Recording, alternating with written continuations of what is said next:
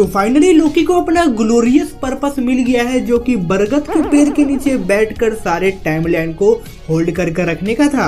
मुझे घर जाना है। तो अब जबकि लोकी गॉड ऑफ स्टोरीज बन गया है, तो अब इसको कौन से अवेंजर्स हरा सकते हैं, क्योंकि अब ये वो वाला लोकी नहीं रहा जिसके सर पे तुम 2 टपली मार के इसको जेल में डाल दोगे। और अब लोकी के इतने बड़े सेक्रीफाइस के बाद लोगों के लिए उसका प्यार उभर के बाहर आ रहा है। वैसे आपको क्या लगता है कि लोकी का सेक्रीफाइस ज्यादा बड़ा है या फिर आयरन मैन का? आपका जो भी ओपिनियन है कमेंट बॉक्स में बताएं एंड रास्ते में सब्सक्राइब बटन को दबाते हुए भी जाएं। तो इस लिस्ट में मैं जिस अवेंजर्स को रखने वाला हूँ उसमें ना ही बेवड़ा थॉर होने वाला है एंड ना ही चश्मिश हल्क। अरे फिर लड़ाई में मजा कैसे आएगा? नहीं, मजा आएगा। मेरा कहने का मतलब ऐसा है कि मैं इसमें जिस अवेंजर्स को रखने वाला हूँ उनके पावरफुल फॉर्म को रखूंगा, जिसको अभी तक मार्वल सिनेमैटिक यूनिवर्स में दिखाया गया है। पहले नंबर पर बात करते हैं अवेंजर्स की त्रिमूर्ति के बारे में, जिसमें Thor, captain America and iron man आते हैं, जो कि थैनोस से भी जाके लड़े थे। वो बात अलग है कि थैनोस ने इन तीनों को ही मार मार के इनके बुआ का बगीचा याद दिला दिया था। बात करें कैप्टन की, तो थॉर का छोटा वाला हैमर होल्ड करने के बाद उनके पास गॉड लेवल की पावर आ जाती है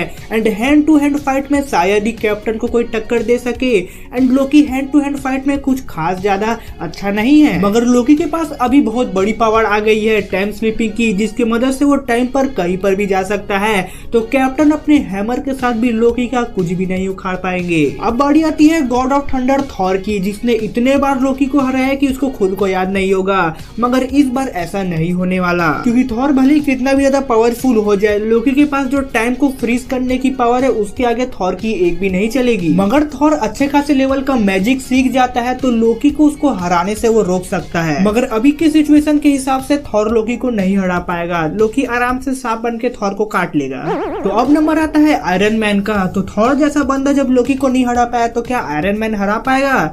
वेल, इसका आंसर एक्चुअली हाँ है। इस बात को मेरे तुम ध्यान से समझना कि जो अपना लोकी है वो एक फास्ट लर्नर नहीं है। उसको टीवीए की टेक्नोलॉजी समझने में करीबन 100 साल का समय लग गया था, लेकिन आयरन मैन के साथ ऐसा केस नहीं है। आयरन मैन अपना फास्ट लर्नर है, वो किसी भी मशीन को देख के तुरंत बता देगा कि इसमें खराबी कहाँ है। और जब लोकी टोनी के सामने ही टाइम में आगे पीछे जाएगा या फिर टाइम को फ्रीज करेगा, टोनी को समझने में थोड़ा टाइम तो लगेगा, लेकिन वो समझ जाएगा कुछ न कुछ तो गड़बड़ जरूर है। एंड ये बात मत भूलो कि ही हू रिमेन्स के पास भी एक टेक्नोलॉजी थी जिससे वो टाइम ग्लिच करता था, तो टोनी स्टार्क भी ऐसे टेक्नोलॉजी को बना सकता है। मगर लोकी ने आयरन मैन के ऊपर जादू तो ना करने की कोशिश की, फिर क्या होगा? वही होगा जो सबके साथ हुआ है। तो देखो, टीवीए में ही हू रिमेन्स ने एक सेफ्टी प्रोटोकॉल लगाया था, जिसके मदद से कोई भी उधर पे मैजिक का इस्तेमाल नहीं कर सकता था। तो ऐसे ही कुछ टोनी को भी करना पड़ेगा। और अभी तक कमेंट बॉक्स में बताया कि नहीं दोनों में से किसका सेक्रीफाइस सबसे ज्यादा था, या फिर मैं इधर पे अपना सेक्रीफाइस कर दूं, फिर कमेंट करोगे। हमारे अगले कैरेक्टर आते हैं डॉक्टर स्ट्रेंज, के खुद की मूवी में उनको भगा भगा के मारा गया,